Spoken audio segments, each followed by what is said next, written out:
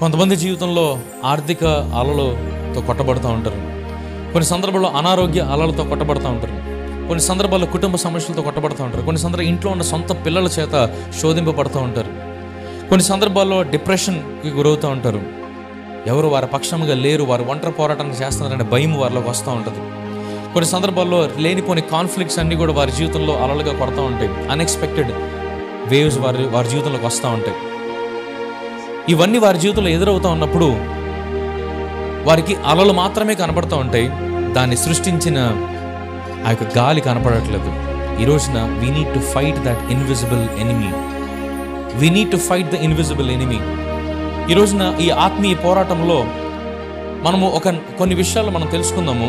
ఈ ఆత్మీయ పోరాటంలో మనము అంగీకరించవలసిన కొన్ని విషయాలు మనం గమనించినట్లయితే, మొదటిది, we need to recognise the reality of a battle.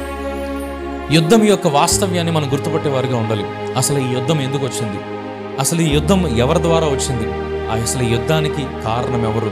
నా జీవితంలో ఈ పోరాటం నాతో చేస్తుంది ఎవరు?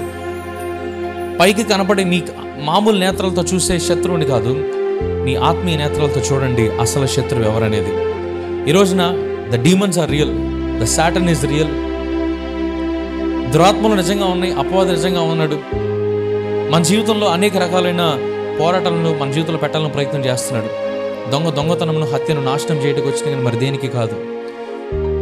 The devil in our life comes for a destruction, division and also a fear.